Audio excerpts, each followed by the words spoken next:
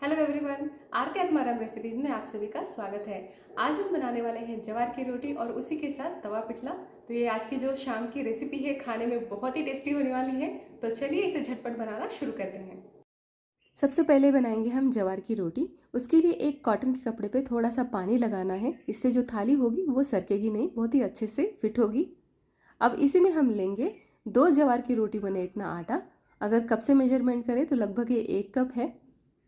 ज्वार की रोटी आप अपने साइज अनुसार छोटी बड़ी बना सकते हैं। तो अब इस आटे में थोड़ा थोड़ा करते हुए पानी डालेंगे और इसका आटा गूंथेंगे। ज्वार की रोटी का जो आटा होता है वो एक साथ पूरा नहीं गूंथते, इसी तरह से 1 या 2 रोटी का ही आटा गूंथते हुए ज्वार की रोटी बनाते हैं। तो हमें हाथ के तले की मदद से इसे रगड़ते हुए मिक्स करते जाना है। 2 से 3 मिनट तक लगातार इसे ऐसे ही मिक्स करें, तो ये जो आटा होगा वो एकदम सॉफ्ट बनेगा। अब इसके हम 2 पीसेस कर लेते हैं। एक जो पीस है वो बाद में रोटी बनाने के लिए साइड में रख देंगे और दोनों हाथों की मदद से इसे गोल गोल शेप दे दें।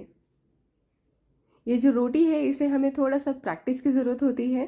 प्रैक्टिस से ही ये जो ज्वार की रोटी है वो बहुत ही अच्छे से बनेगी। अब नीचे से थोड़ा सा आटा रखेंगे और हाथ को भी थोड़ा लगा लें। इससे जो रोटी है वो अच्छे से सरकती जाएगी और हाथ को चिपकेगी भी नहीं। तो जैसा आप वीडियो में देख रहे हैं एज इट इज़ ऐसा ही बनाएं तो बहुत ही इजीली ये बन जाएगी। और जब रोटी आधी अच्छे से गोल हो जाएगी तब एक बार उठा के नीचे से आटा ज़रूर चेक करें, क्योंकि बहुत बार क्या होता है जो ज्वार का आटा है नीचे से एक जगह पे बैठ जाता है और दूसरे साइड में नहीं रहता, तो जो ज्वार की रोटी है वो थाली को चिपक जाती है। ज्वार की रोटी के ऊपर भी हम आटा नहीं लगाएंगे, हाथ को ही थोड़ा थोड़ा आटा लगाते हुए दोनों हाथों की मदद से इसे अच्छा गोल गोल इसी तरह से बनाते जाना है। तो थाली में जगह कम पड़ रही थी तो जो मेरा एक्स्ट्रा आटा था वो मैंने बाजू में रख दिया था। रोटी बनाने के बाद इसे आराम से उठाएं और तवे पे रखें। तवा हमारा अभी बहुत ज़्यादा गर्म है, क्योंकि जैसा नॉर्मली हम चपाती बनाते हैं उसके लिए नॉर्मल होना चाहिए गर्म तवा, लेकिन ज्वार के आटे के लिए तवा अच्छा गर्म रखें। और इसे जस्ट 30 सेकेंड के लिए हल्का सा ऊपर का पानी सूखने तक रख के पलट दें। चम्मच की मदद से इसके जो कोने होते हैं वो छुड़ाना होता है, क्योंकि इसमें हम तेल का यूज़ नहीं करते, तो ये जो ज्वार की रोटी है वो तवे को चिपकती है। तो दोनों साइड से भी जब भी निकालना हो रोटी, चम्मच की मदद से इसे ज़रूर ऐसा कोने छुड़ा लें। गोल रोटी है, साइड से हल्की कच्ची रहती है, तो बीच में इसी तरह से साइड से पूरा अच्छा इसे पका लेना है पहले, और फिर इसे हम पलट देंगे। सिर्फ 1 या 2 बार में ही इसे पलटना होता है, रोटी को बार बार इधर से उधर पलटना नहीं है। और अंदर जो ये भाप आप देख रहे हो, इसी से अंदर की तरफ जो रोटी है वो बहुत ही अच्छे से पकेगी, अंदर का आटा कच्चा नहीं रहेगा। तो कॉटन के कपड़े की मदद से जहाँ से भी भाप निकल रही हो हल्का हल्का दबाएं और इसी तरह से एक एक करते हुए सारी रोटियां बना लें। ये बहुत ही आसान और सिंपल तरीका है, लेकिन जैसे कि कहा था इसको थोड़ा सा प्रैक्टिस की ज़रूरत है।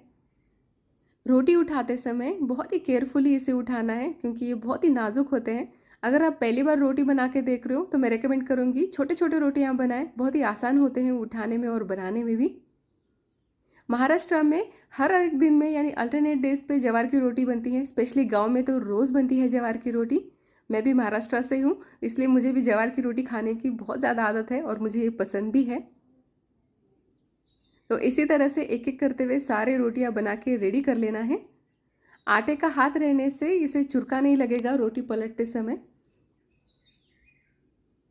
तो ये जो ज्वार की रोटी है इसे हम डायरेक्टली डब्बे में नहीं भरेंगे, एक जाली में या टोकरे में रखें थोड़ी देर के लिए। इससे जो अंदर की भाप होती है वो पूरी निकल जाएगी, क्योंकि भाप से ही रोटियां बाद में गीले हो जाते हैं। तो अब बनाते हैं बेसन। बेसन बनाने के लिए जो तवा पे हमने रोटी बनाई थी उसी को अच्छे से साफ़ करें और इसी में डालें 4 चम्मच तेल। यहाँ पे मैंने गैस को 2 मिनट के लिए बंद करके रखा है, क्योंकि तवा बहुत ही ज़्यादा गर्म था।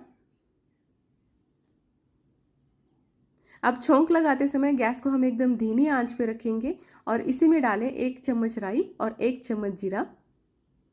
अच्छा सा चटकने के बाद अब इसमें डालेंगे 2 लंबे प्याज कटे हुए, हरी मिर्च और करी पत्ता। हरी मिर्च आप अपना जितना भी तीखा पसंद हो उस हिसाब से इसमें डाल सकते हैं और इसे तेज़ आंच पे अच्छा सुनहरा होने तक भून लेना है।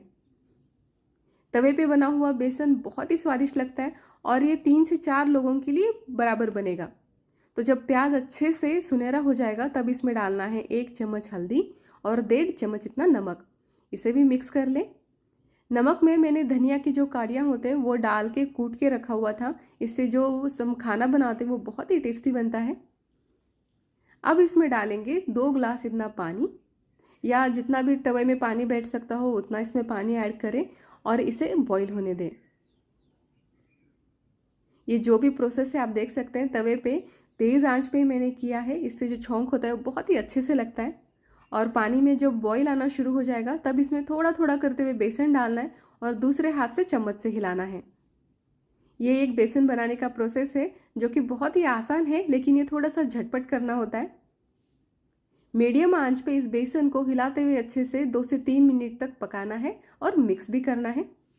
इसे हम हल्का सा पतला रखेंगे। अगर कप से मेजरमेंट करें तो 2 ग्लास पानी के लिए मैंने यहाँ पे आधा कप बेसन लिया है।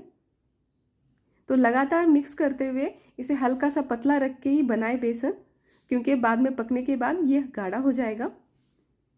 और सबसे आखिर में इसमें धनिया पत्ती डाल के मिक्स करें। तो ये हमारा गर्मा गर्म तवे पे बना हुआ बेसन या पिठला बोल सकते हैं, ये बनके रेडी है। जब ये 2 से 3 मिनट पका लेते हैं तब तुरंत इसे गैस बंद करके एक बाउल में निकाल लेना है, क्योंकि आयरन यानी लोहे के तवे में बना हुआ खाना वैसे सेहत के लिए बहुत ही फ़ायदेमंद है, लेकिन अगर इसे ज़्यादा देर रखें तो जो खाने का टेस्ट होता है वो भी बदल जाता है और ये सेहत के लिए भी हानिकारक है। तो ये हमारा गर्मा गर्म बेसन यानी पिठला, ज्वार की रोटी, साथ में हम प्याज और नींबू सर्व करेंगे। ये खाने में इसके साथ बहुत ही टेस्टी लगता है। तो आपको ये रेसिपी पसंद आए तो इसे लाइक करें, शेयर करें और आप चैनल में अगर नए हो तो सब्सक्राइब ज़रूर करें। फिर मिलेंगे नए रेसिपी के साथ। पूरा वीडियो देखने के लिए थैंक यू।